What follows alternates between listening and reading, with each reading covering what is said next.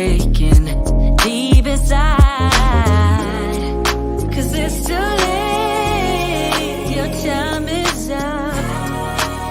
Damage done and now we're stuck. 'Cause it's too late, you roll the dice, and now you have to pay the price. Oh, I'm in a better place now. I'm not gonna worry, no, I'm not even sorry. You're gonna be the lonely one. I'm in a better place now. I'm not gonna worry, no, I'm not even sorry. You're gonna be the lonely one. I'm in a better place now. I'm not gonna worry, no, I'm not even sorry. You're gonna be the lonely one.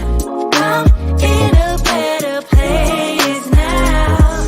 I'm not gonna worry, I'm not even sorry. You're gonna be the lonely one.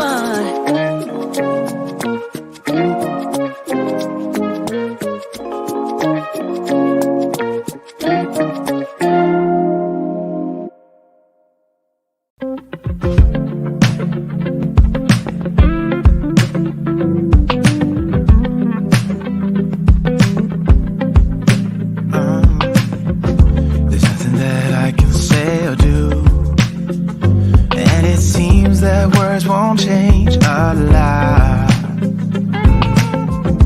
How can I make it through to you when these silly little words are all that I've got?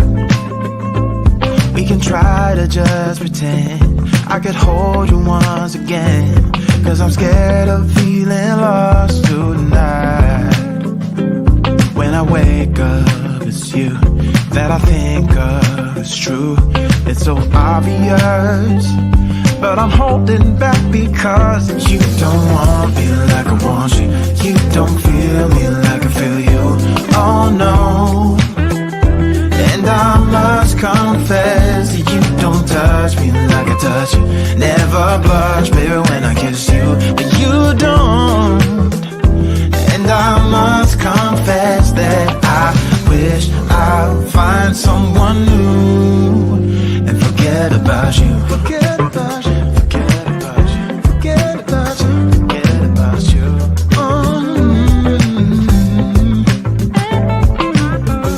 There's only so much that we can save, like a storyline and a few cliches. When we break up, it's true that I'm making up this through.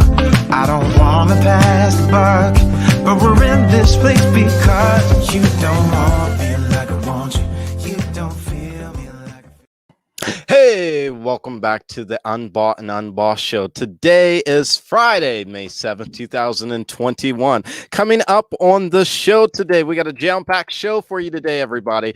We are covering a story out of Alabama where a teacher threw something at a student all over a Ma'Khia Bryant disagreement they had during the discussion. And the violence is getting worse here in the capital city.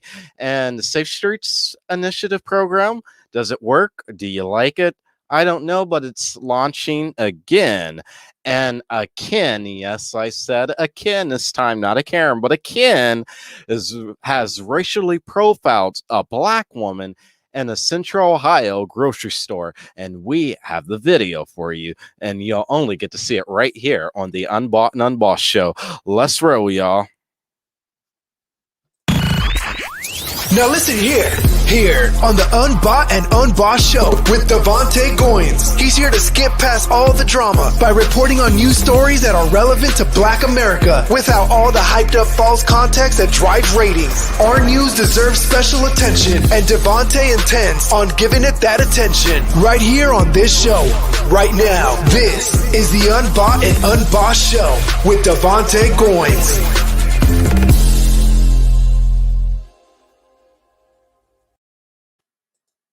And welcome back to the show, everybody. Our first story tonight is about how a teacher threw an object at a student during a Ma'Khia Bryant disagreement. Yes, so this happened out of Alabama. And this 11th grader, Javon Sills, said the incident started in science class. And yes, we do have the video, and we're going to play the video. But let me set this all up for you tonight, everybody. A teacher in Alabama threw an object at a student who was discussing the police officer involved shooting of Ma'Khia Bryant while in class. According to local reports down there, 11th grader Javon Sills said the incident started in science class with a conversation about LeBron James. Sills said the teacher joined in and showed how she really didn't like what the current NBA star LeBron did and what he tweeted out.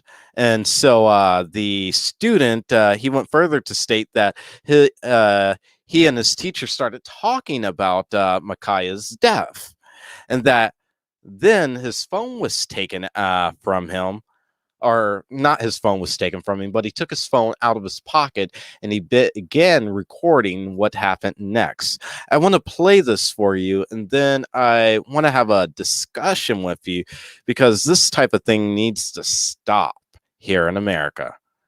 Let's press play now. They did wrong. Excuse me, if that was your daughter, you want somebody to stab your daughter right in front of a cop? Look, No, answer the question. Would you want somebody to stab your daughter in front of anybody? this is not about that. This is about you need. No, cause they're out then. Man, Major, don't throw nothing at me. Chill out. No, cause you really. Because you're wrong. You don't understand. You need to understand. You need to understand. You that need. a black female was over another black female with about to stab him. Man, y'all tweaking. You do not have to be disrespectful with your. I wasn't even being disrespectful. Because you're being disrespectful to me right now. You don't have to be disrespectful. Experience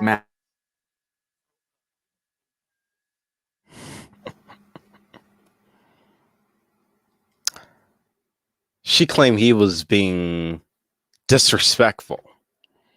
How was he being disrespectful, asserting his First Amendment rights, freedom of speech, and his opinion about how LeBron wasn't wrong, and about how the officer who shot Ma'Khia, whose name I won't name on this network and on this show, killed Ma'Khia for no apparent reason.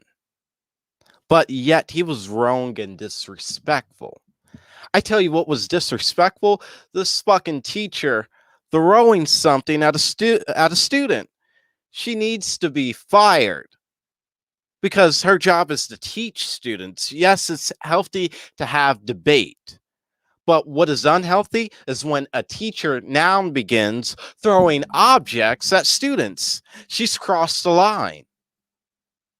But for her to throw something at the student all over her not liking the student's opinion, we go through this every day in Black America. And I'm just glad that the student, number one, wasn't hurt during any of this, number one. And number two, he was able to capture this on video. Because had he not been able to capture this on video, the teacher, we all know, would have said, "Oh, I didn't throw anything at him." But clearly he did. There's video evidence of it. Clearly that lady teacher did throw something at him. He did. Got something thrown at him. So what he basically was saying in the video is, and here I'm about to quote it directly. He said, and I quote, "I tried to explain to her how LeBron was feeling, where LeBron was coming from. After I tried to tell her, that's when, as you can hear in the video, her getting highly upset, yelling at me as I'm trying to explain my point of view and LeBron's. That's when she got mad at me and threw something that was on her desk at me."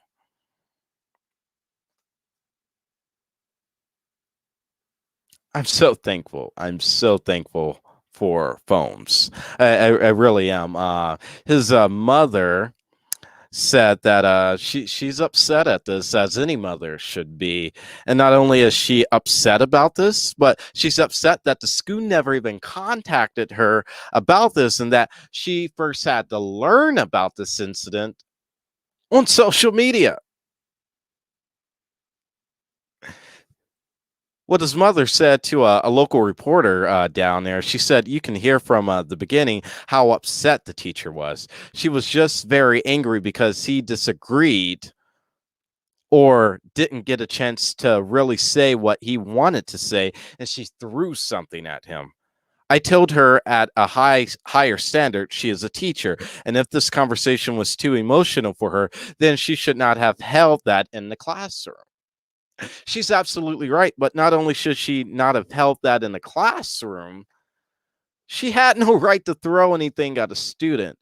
If you, as a teacher, as a person in authority, can't find a way to channel your anger or your upsetness in another way, then I think it's time for you to move on, and you shouldn't be teaching kids. You shouldn't. If you have to resort to violence. Because her throwing an object, even if it was just paper, her throwing that object was assault and battery. Simple as that. Assault and battery on a minor, which comes out to be a domestic violence charge. She should lose her license over this. I know it's not a very popular thing to say right now, but she really should lose her license over this. Javon, he said that the teacher did apologize to him, and that he feels afraid anymore to further express his opinion. The school district has released a statement about this incident involving the teacher, and the statement they released is that Phoenix City Schools takes very seriously matters regarding the safety and well-being of students and employees. Following notification of unprofessional conduct, Phoenix City Schools immediately placed the teacher on paid administrative leave, pending the outcome of an investigation. Phoenix City Schools will continue to provide a safe learning environment and will pursue excellence on behalf of all students. Now, I do have a couple problems with that statement they made right there. Number one, you have video evidence of it. What happened? So you put her on paid administrative leave. You had enough right there to fire her. You had video evidence. We just played live for you on air, the video evidence. But because Javon is black and the teacher is white, and this happened down south in Alabama, this will just get pushed off like nothing ever happened. Now, the second thing is that I have a problem with in this statement is this. They say they are going to continue to provide a safe learning environment. You're going to continue to provide a safe learning environment. I'm just thinking to myself, if the learning environment was safe to begin with, Javon would have never gotten a paper or an object. I don't know that it was paper. It sounded like it was paper. For all I know, it could have been a stapler. But either way, she threw an object at him. If this was a safe learning environment, he wouldn't have got an object thrown at him to begin with. He would have been allowed to express his opinion the right way. But because he was expressing his opinion about how he felt that Ma'Khia shouldn't have got shot and killed by the Columbus police officer who shot and killed him, who had only been on the force for a little over 15 months. He was a rookie still, a 23-year-old rookie who had only been on the force 15 months. Let me continue to reiterate that. Just pulled out his gun and in 11 seconds killed a baby without ever identifying himself, because Javon stated his opinion about that and said he stood with the statements that LeBron made on Twitter, he got an object thrown at his head. And this teacher is now on paid administrative leave pending an investigation, and she'll probably end up keeping her job because that's just the way it works in America. And I say it's time for a change. It really is. This fundamentally needs to stop. And it needs to stop right now. Watch this space. Welcome to Cardwell Mobile Notary Service. I'm Leandra Cardwell. I run a full-service mobile notary company. We specialize in apostille, loan closings, structured settlements, and more. Wherever you are, I'll be there. Even in your home, I'll be there. At the hospital, I'll be there. Nursing homes, I'll be there. At the library, I'll be there. Coffee shops, you pick, and I'll be there. And yes, even remotely too, I'll be there. Just submit a request on our website. Don't forget to locate us on Facebook. And give us a call at 614-999-0149, and I'll be there.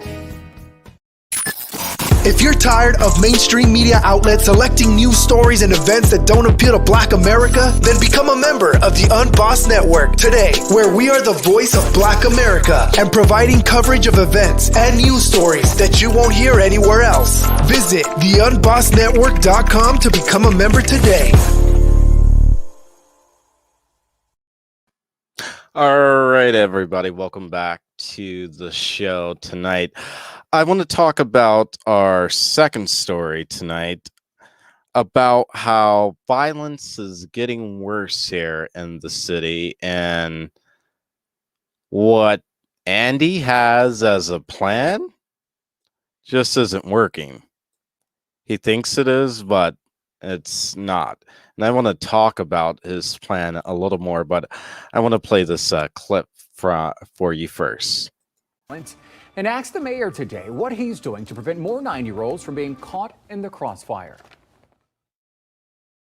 A lot, but when you look at the face of that little 9-year-old girl and realize she's one of nearly 800 people in the city of Columbus so far this year to be the victim of violence and survive. To the family of the 9-year-old, this has to stop. This is unacceptable in our city, and I need everybody else to step up.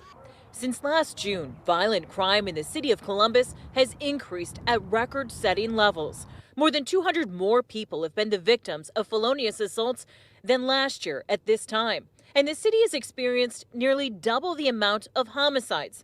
Take a look at where all 66 homicides have happened across the city. So what do you have to say to those neighbors who have said, we've heard you before, Mayor, we've heard you say we're going to put an end to this violence, the community's going to come together, but they continue to see the violence increase? Well, I think that's why today's announcement is so important. You know, it helps us make our approach even more comprehensive and really investing directly into young people with respect to programming. In an effort to give youth an alternative to crime, Ginther announced several summer camp programs, late-night basketball, free lunches, and free entry to city pools. Do you think some of these programs are going to target those kids, those youth who are causing a lot of the violence in the streets? I certainly hope so. And we're going to be working, as you know, we're working with the courts, the judges, our suburban mayors, law enforcement on putting together and expanding diversion efforts. And keep in mind, the violent crime rate in the city of Columbus didn't start to spike until June of last year. That is something the mayor and police do not want to see repeat itself. In Columbus, Lacey Crisp, 10 TV News.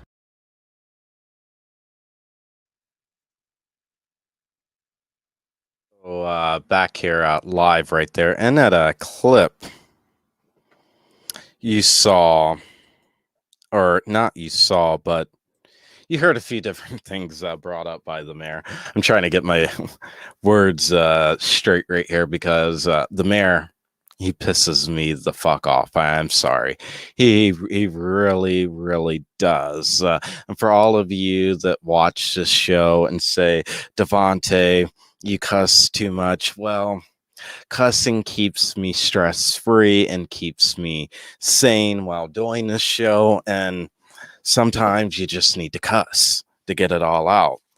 Cussing keeps me from doing a lot of different things, so I'm just going to continue to do it. But no. So in just the last year alone, You heard Lacey say that the violence began back in June of 2020. That was when everything really began to feel the ramifications of being shut down from COVID. I remember it was June 8th, I believe, June 8th or June 9th. The mayor had a press conference in the Linden area, in South Linden to be specific, at Linden Pride outside on the corner of Cleveland Avenue and 11th. And they were talking about the rising homicide numbers then, almost a year ago. And almost a year ago to the date, in fact, just 11 months ago. And the mayor didn't have much of a plan then, nor does he have one now. But the issue with the mayor is that the only time he cares about Black Columbus is during election season. And the reason why we are getting all of these programs now, like late night basketball, he's trying to open up the polls. He's trying to put more free food and things out there for our children to have access to during the summer and all of that stuff. The only reason he's doing that is because it's election time, not for him, but it's election time for his council people. It's election time for Shannon Harton. It's election time not for Mitch Brown or Priscilla Tyson because they're retiring, but they've put Lourdes Patia in Priscilla's seat, and in Mitch's seat they put Nick Bankston in. And the only reason they are trying to move forward with all of this is because they believe if they do all of this, we'll vote for them. No, we aren't going to vote for you anymore because the number of homicides have doubled and are at an all-time record high. If we keep this up by the end of the year, we'll probably hit over 200 homicides, which will be the highest in the city's history. Right now, we have well over any number we've ever seen in the city's history of felonious assaults. It's double what it was last year at this time. And I am reminded of what Dr. King said. Dr. King said, violence is the love language of the oppressed. So I keep wondering to myself and keep asking myself, why are people dying? And I know some of you will probably say, well, it's black people shooting black folks up. Well, black folks are probably shooting black folks up because we don't have good. Nobody's trying to invest in our communities. And when they do invest in our communities, it's all about gentrification, moving us out. Not only is it about moving us out of our neighborhoods, but they aren't worried about how we are getting our proper education. How if we don't get the proper education we need vis-a-vis, we can't get a good paying job. And if we can't get a good paying job, we can't pay our light bill. And if we can't pay our light bill and water bill and gas bill and can't put food on our table, then come on now, you get the picture. Then parents aren't in children's lives. And then when parents aren't in children's lives, you see all this violence among teens and things like this. But the question needs to become, what programs can we put in place? Well, I tell you this, our next story we're going to talk about is Safe Streets. I don't want to get into Safe Streets just yet, but I will say this about Safe Streets. It's a decent program. I said decent. I didn't say good. I didn't say bad. I'll say like the French say, comme ci, comme ça. Not good, not bad. Bien, not good, not bad. So, with that being said, if we don't learn to, as one mother put it to me a couple weeks ago when I was out walking the community right after Ma'Khia Bryant was lynched by a Columbus police officer here in the city of Columbus who was 23 on the force for 15 months. Yes, I said after she was lynched by him. I had the opportunity to talk with a mother in South Linden. She's the mother of 4 kids. And one of the things she was explaining to me is that she doesn't allow her kids to go far from her or even across the street to play with their friends is because she doesn't know what's going to happen if somebody's going to come by and shoot up, come in a drive-by retaliating against the house next door and shoot up the house next door, but a bullet accidentally hits the kid, and so on and so on. And I've heard so many of those stories, but not just that, we need to do better. And the only way we can do better is if we defund the Columbus Police Department. Notice I didn't say abolish the police department, ladies and gentlemen, because if we need the police. I don't care what nobody says. We need the police. We need good policing. We need good community policing. Community policing is what we need. And that's the problem with what's going on today is we don't have good community policing. We never had good community policing. Over 75% of the department of officers who work for the Columbus Police Department don't even live within Columbus. And that's a big problem. They can't communicate with the community because they don't live in the community that they work in. That's a big problem. But we do need the police. We need good community policing. And that's why I'm not in favor of abolishing the police, but we need to defund the police. And what I mean by defund the police is they don't need their budget this year was $360 million. They don't need $360 million in their budget. They don't need 6 helicopters. We have more helicopters in our fleet of helicopters than Chicago and New York City combined. We have more helicopters than Chicago. And we are, as the mayor likes to tout, the 15th largest city in America. And yet we have 6 police helicopters. But those police helicopters spend time spelling CPD out in the sky, and nothing happens to them for spelling CPD out in the skies of Columbus.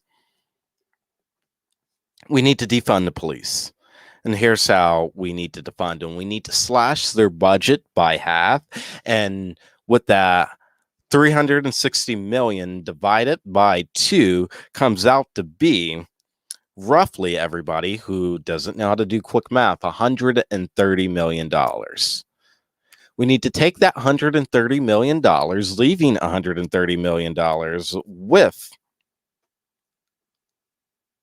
CPD.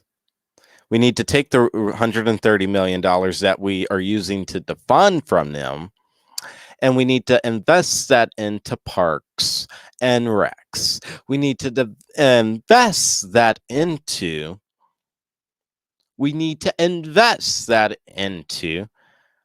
health and human services. Because I'm here to tell you today, I'm probably one of the only Black people in the city who will take the stance and say this.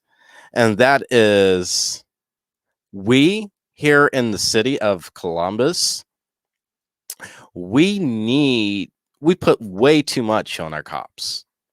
We do. We ask them to play doctor and nurse. We ask them to play psychiatrists and psychologists and therapists when they come out to the scenes. They shouldn't have to do that. Their job is to protect and serve.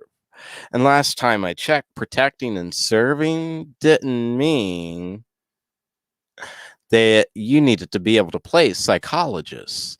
You didn't need to be able to play psychiatrists. And because of this, and because we asked them to do all of this, now in the last 7 months, we have had 4 people killed at the hands of law enforcement here in this city.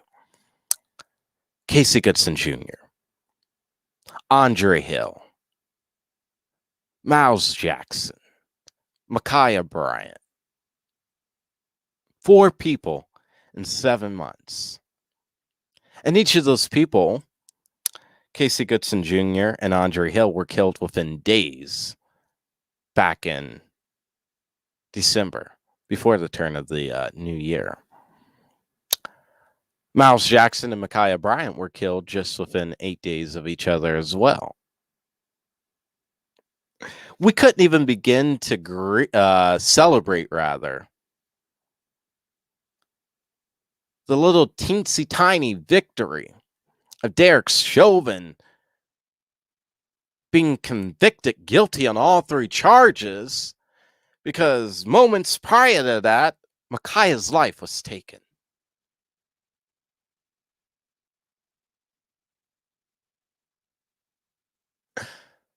Columbus Police Department needs to be defunded. But it's not going to be defunded as long as we allow people like Andy to keep convincing us that he's the right person for the job of running the city. Andy, you are not the right person to be running the city, because violence is at an all-time high in Columbus. It's time for a change. And the only way things are going to change is if we vote Andy's ass out. And not only do we vote Andy's ass out, but we vote everybody on city council out. We vote them all out. And we vote some real progressive change makers who are from the community, from these streets, who knows what life is like on these streets. We put them in office. But nothing changes if nothing changes. We see the corruptness that goes on inside of the halls of City Hall. We see how corrupt they are. We see how when CPD does kill a child, that the mayor comes out and says takes the officer's side. The interim chief of police, Mike Woods, he comes out and says, my officers are trained to shoot and kill in center mass, because if we taught them to shoot in the leg, that area would just be too small and they couldn't see that. So they had to shoot Ma'Khia 4 times in the chest. And now the child won't get to hug her mother again, won't get to celebrate any more Christmases with her siblings, won't get to have any more Sunday or Thanksgiving dinners, won't get to do any of the things she loved to do. We really need to divest and defund the Columbus Police Department, or violence will continue to go up. I'm not saying the programs that the mayor has put in place aren't going to work, but clearly all this money they are spending, because they've spent millions upon tens of millions of dollars over the last few weeks, and really over the last few months. And they have not once chosen an organization with boots on the ground to put money into. If they were serious about fixing the problem with violence, they would have given hot violence money. They would have given mothers of murdered children of Columbus money. They would have given We Are Linden money. They would have given the Southfield area money. They would have given all these communities with boots on it, all these community organizations rather, with boots on the ground, money to be able to fund real action, because with them having boots on the ground, they know how to speak the language of the people in their community. They know what their community needs. They know why the violence is happening. I just said it and tried to explain it y'all minutes ago. A lot of this violence is going on because people can't find jobs. A lot of this violence is going on because people can't afford to get an education because they have to go on the computer and they aren't. And it's not their fault, but they're illiterate and can't get on the computer. And if they aren't illiterate, they can't afford Wi-Fi. It's a real thing. I know they have a free Wi-Fi program now, but look at what areas of the city that is in. The King Lincoln District. How many folk that look like me and you, who aren't making six figures, live in a King Lincoln District that you know right now? Exactly. They don't have those real programs that could be effective in communities that need the actual help. And the violence will continue to rise. And a lot of people in the comments are saying they didn't vote for Andy. I'm glad they didn't. Andy has went on record saying he won't run again for mayor, but I don't buy that. But I could tell you what, whether he runs again for mayor or not, he will not run unopposed again in this city for mayor. I could fucking promise you that. I'll bet money on that. He'll never run unopposed in this city for mayor again. And you can mark my word on this for as long as I'm black. Andy Ginther, you'll never run unopposed for mayor in this city again, so long as I have breath in my body, because it's time for a change, and you are not cutting it. The Civilian Review Board, we all love the ideal of it, and you came to us last year around election time after the police beat us half to death on national TV. Beat us half to damn death on national TV. But that's what they did to our ancestors too back in the 60s during the Civil Rights Movement, except this time they didn't use water hoses and dogs. The water hoses was pepper spray and mace and that tear gas and whatever chemical they were launching and releasing from the SWAT vehicles. And the wooden bullets were the barking dogs.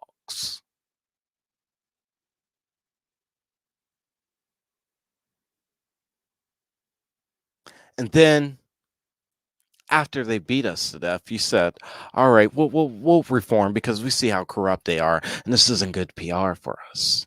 So we need a Civilian Review Board. But the Civilian Review Board you gave us didn't have anybody from the community in there. Most of those people on there, I could go down the list, and we will at some point, are all related to the city in some way. Janet Jackson, don't even get me started on that. The violence in the city, it won't end until we start investing in the communities and in organizations that have boots on the ground who actually communicates with the people in these communities each and every day. That's all I'm saying. That's all I'm saying. Watch this space. If you're tired of mainstream media outlets selecting news stories and events that don't appeal to Black America, then become a member of the UnBossed Network today, where we are the voice of Black America and providing coverage of events and news stories that you won't hear anywhere else. Visit theunbossednetwork.com to become a member today.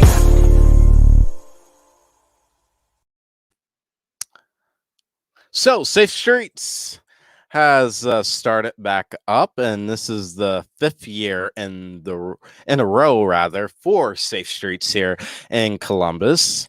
And the first year, bike officers will be patrolling neighborhoods around downtown and the north side. Safe Streets will also be rolled out in the Southfield community.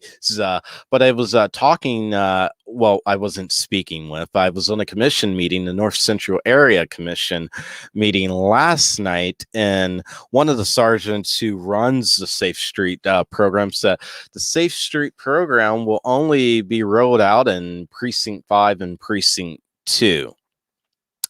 So that's something right there, which is basically the Linden area and Southeast Columbus.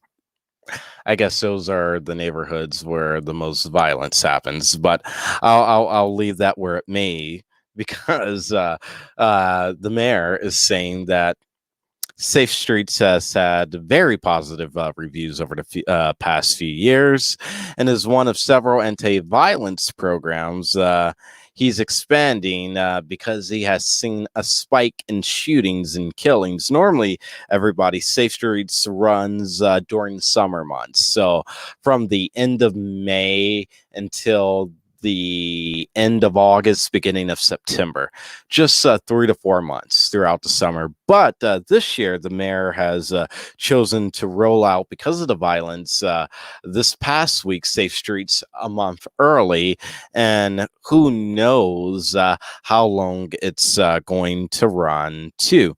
Now, and I don't want to knock. I don't want people to say I'm only giving one side of the story. I will say last year, during their limited 4-month operation due to the pandemic, Safe Streets officers, they did seize 63 illegal guns, and they had more than 100 felony arrests, and they addressed well over 400 property problems, from everything with the property being drug houses to people loitering on vacant properties. So I'm not saying Safe Streets doesn't work. What I am saying is that Safe Streets could be better, and this is what I was trying to explain to everybody during the last segment, is that community policing can only work when police officers are not only patrolling the community, but they are patrolling communities that they live in. Here in Columbus, if I was to pick up my phone right here, right now, and call 911, it would probably take them, and if I said somebody was, God forbid, breaking in my house, it would probably take them 5 minutes, if not longer. And by that point, we all know that anything could have happened in that time span. And that 5 minutes, when something's happening to you, when you've decided to dial 911 and to not take things into your own hand, time slows down. Very exponentially, it slows down. And it feels like time is taking forever. That 5 minutes feels like an hour. But what I do also know is that a lot of officers are retiring from the department and leaving the department. And they're retiring from the department, some because they put in their years and they're taking their pensions and getting out of there because they deserve it. They put in their 25 plus years already. Some are leaving the department because they don't like the direction it's headed in. And some, and when I say they don't like the direction it's headed in, what I'm referring to, everybody, just so you know, is not the direction in a good way, where we are renegotiating FOP. No. The direction it's headed in as meaning there's progress and change coming to the department. Safe Streets, it could be better. But it can only be better if we in Black Columbus, and I know this is hard, because it's hard for me. I'm not going to sit here and tell that damn lie that it's not hard for me to when we see those officers on bikes, to greet them and smile at them and say hi and say thank you for being here. I know we don't want to. I know we want to roll out and rock out to that NWA song, Fuck the Police, and say fuck 12 and all that. But no, we can't do that. We can't. We need to welcome them into our neighborhoods. We need to stop them. We need to have a conversation with them. And here's how I know community policing can and will work in the city.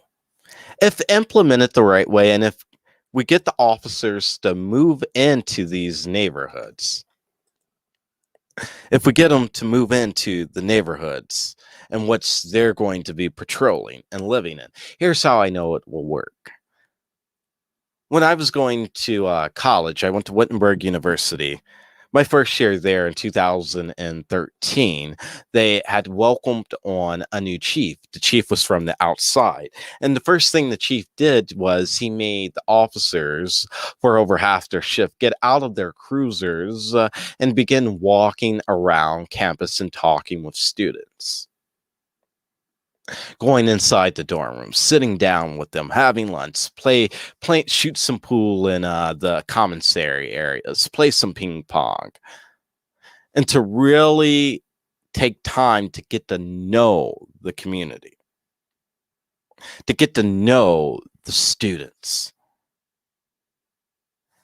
If it could work on a small to mid-sized campus, the size of a small city like Bexley, it can work in America's 15th largest city.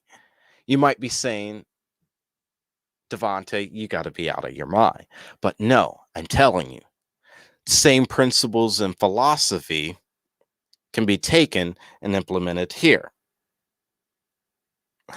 And the way they can be implemented here is that, and the way we can get a broader response, a quicker response time, rather, when we do choose to call 911, is if officers live within the communities that they patrol. So if somebody's going to be on patrol in precinct number 2, they have to live in precinct 2. If they're going to be in patrol in precinct 4, they have to live in precinct 4, and so on and so on. There's somebody right now talking about in the comments right now and in here. I'll just put it up because we fundamentally need to address this. She says, I called 911 before and the line was busy. I just heard about the police retiring and leaving and it needs reformed. They don't want to interact and they need to. And this is why we need community policing. We can't just leave it up to one unit of 50 to 70 officers to patrol these two zones. The city's much larger than the Linden area and the Southeast Columbus. It's way much larger than that. But I also know that us living in the Linden area, the only way we'll get a quick response time, if we do get it then, or when shots are ringing out, or when a body is found, because we don't live in Italian Village. We don't live in German Village. Oh, I'm sorry. I'm not supposed to say those type of things. But it's the truth. If we lived in those neighborhoods, we'd get a quick response time. Or if more white people lived in the Linden area, more affluent white folk. Or maybe if the mayor moved into the Linden area, or one of our city council people moved into the Linden area, or onto the hilltop, not the New Bottoms, the Franklinton area, the hilltop where the drug epidemic is at an all-time high. Overdoses are at an all-time high in the city, but you won't hear about all of that.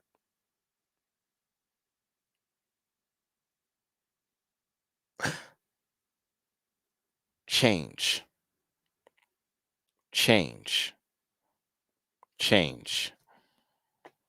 Reform needs to happen. And these police officers need to live in the cities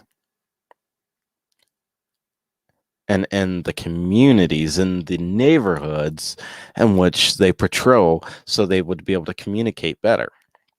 Now, I'm a big fan of the TV show. It comes on Thursday nights on CBS called SWAT. Huge fan of it. And the reason why I'm a huge fan of it, or not so much the reason why I'm a huge fan of it, one of the things they did on SWAT is they moved a group of their SWAT officers into one of the worst neighborhoods. They brought vacant and abandoned house and fixed it up and repaired it in one of the worst neighborhoods in LA and moved in.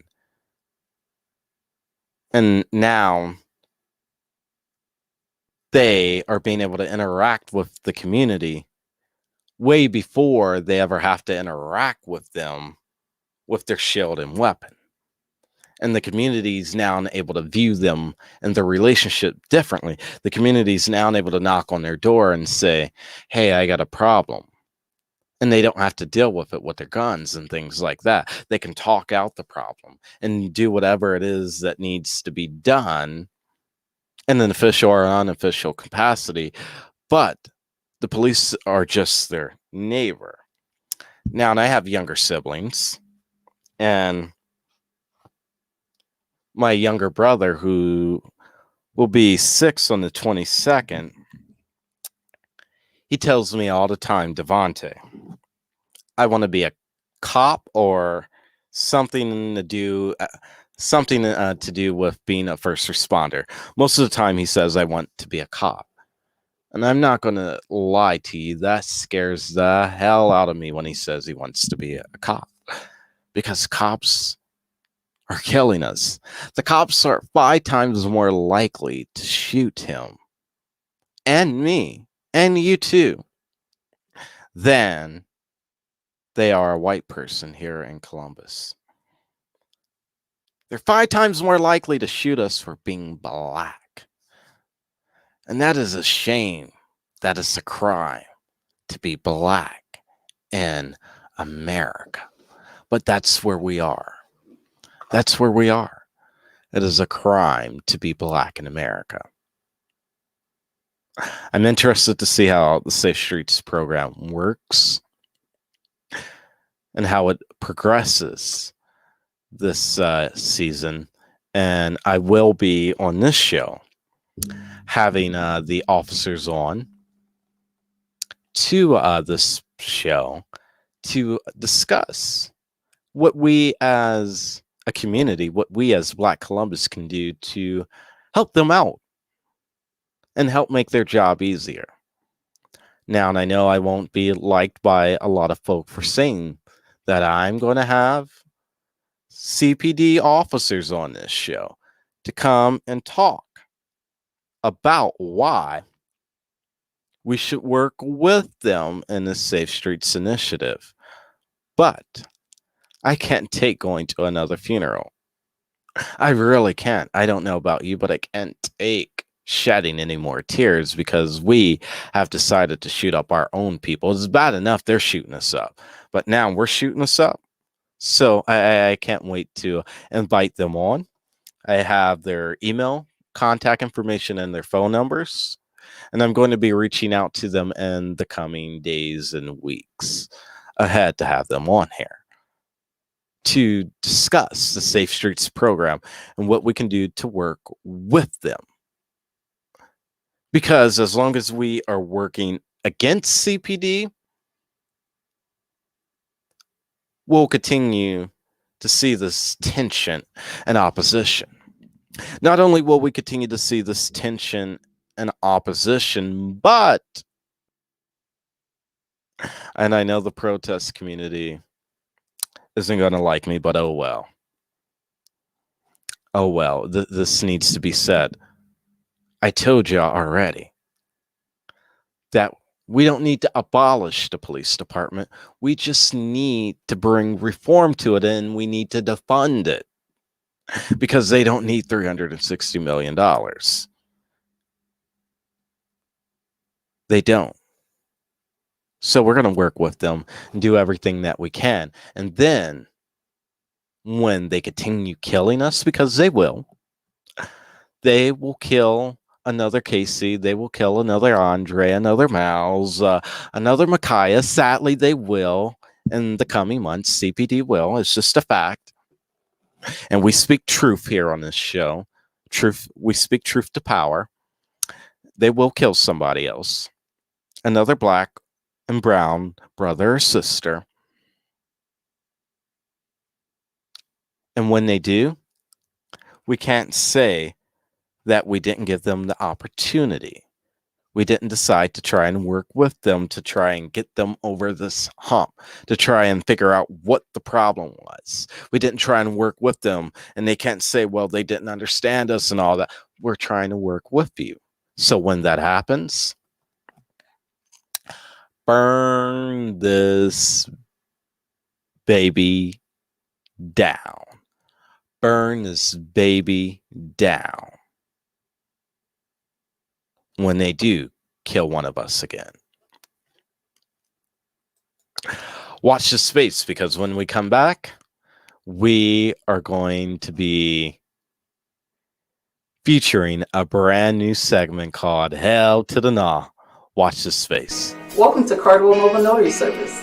I'm Leandra Cardwell. I run a full-service mobile notary company. We specialize in apostille, loan closings, structured settlements, and more. Wherever you are, I'll be there. Even in your home, I'll be there. At the hospital, I'll be there.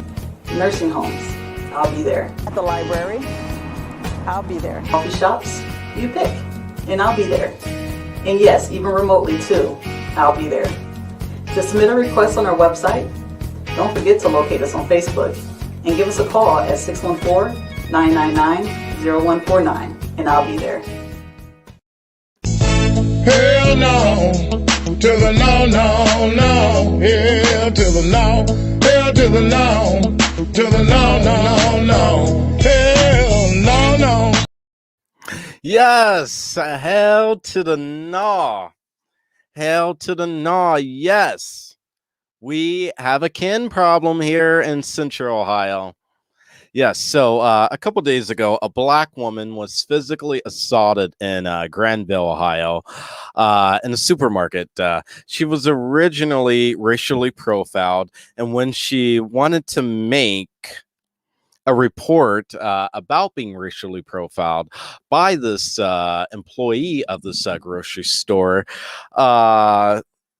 the manager threatened to call the police on her because she wasn't wearing a mask. First of all, this woman was groped and pushed in a supermarket, black woman, by one of the store's employees.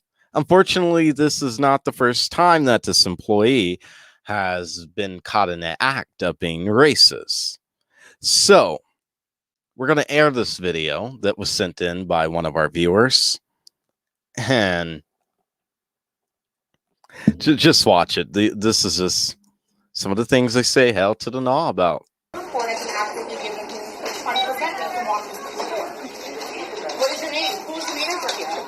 Okay, sir, what's your name? I need a business card, please. I need a business card. I need to know who you are. I need to file a report against you. Or this guy. Who's this guy? He's one of your employees, right? I need somebody's name so I can file a report with the ADA.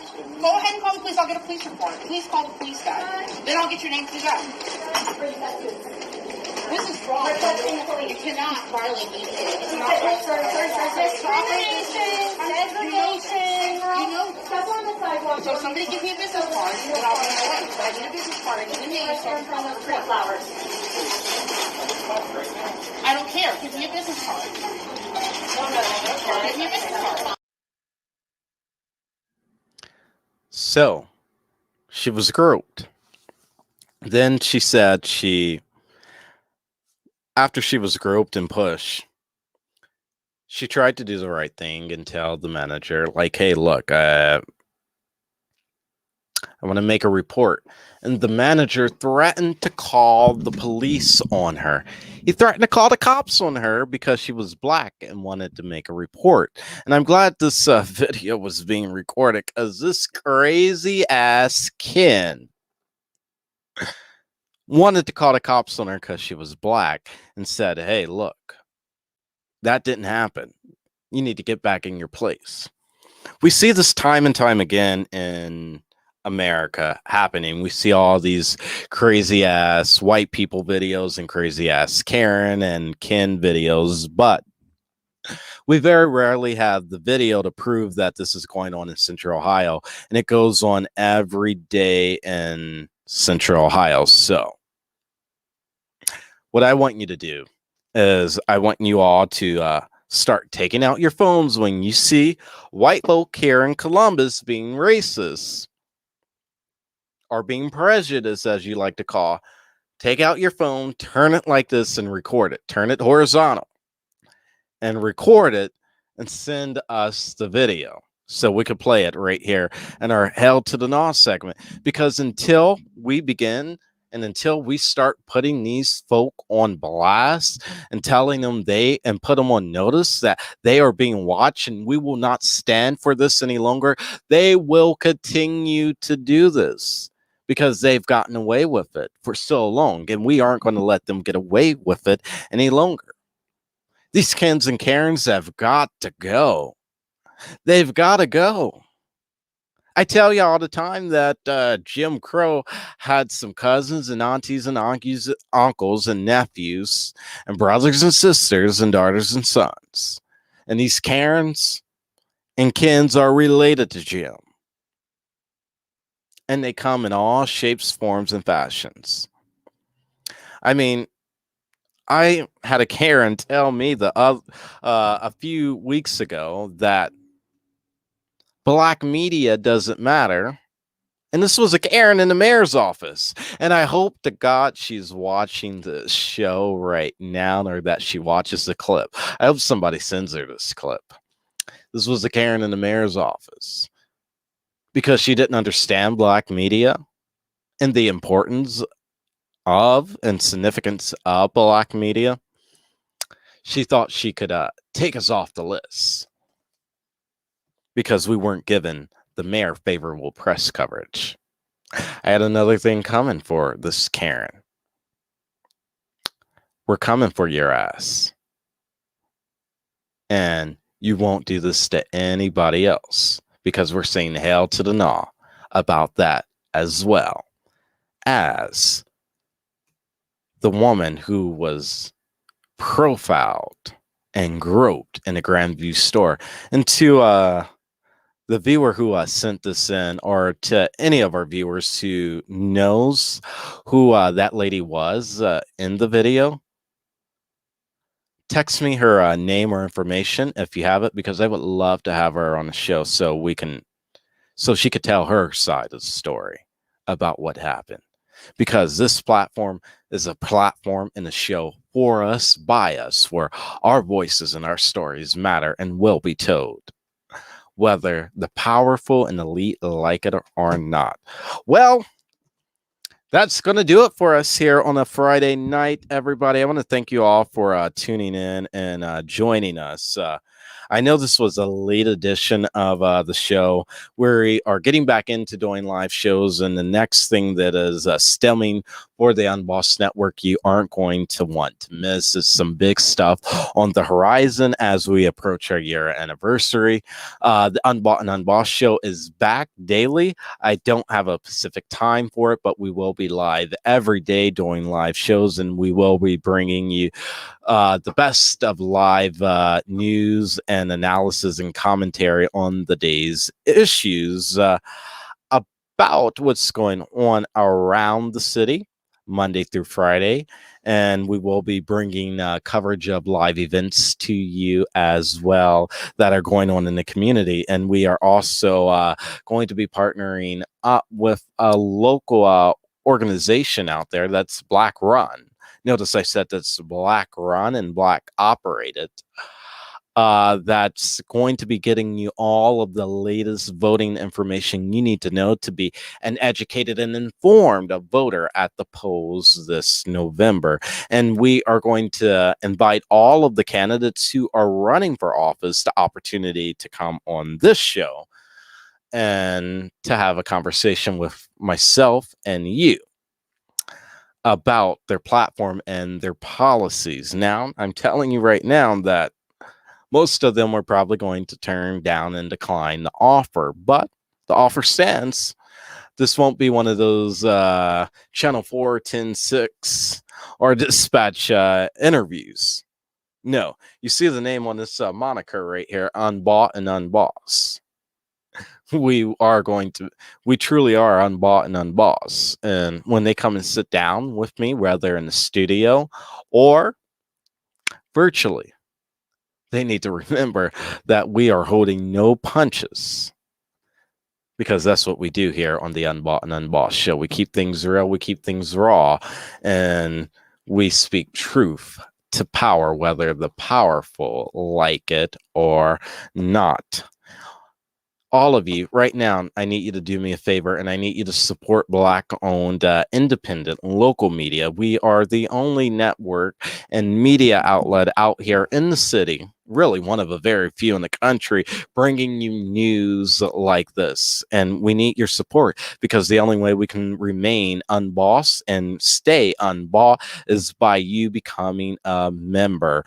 You can join us on Patreon. You can join us on CashApp or PayPal just by searching the UnBossedFanClub. So give to us right now on CashApp at $UnBossedFanClub, or go to paypal.me/UnBossedFanClub, or go to patreon.com/UnBossedFanClub to become a member today. Membership is how we grow, and membership is how we remain unbought and unbossed. Well, that's going to do it for me. I'm going to see you again on Monday. And as always, Black Columbus, remember to keep it real, because your conscience depends on it. Peace. I'm out. Love y'all. Thank you for watching the Unbought and Unbossed show. If you haven't already subscribed to our channel, what's holding you back from smashing the subscribe button? Don't forget to hit the bell to get notified every time we post a new episode. Devontae will be back here every single weekday, breaking down the most important news stories to Black America. We'd love for you to share this episode with your friends and family. And remember, Black America, to keep it real, because your conscience depends on it.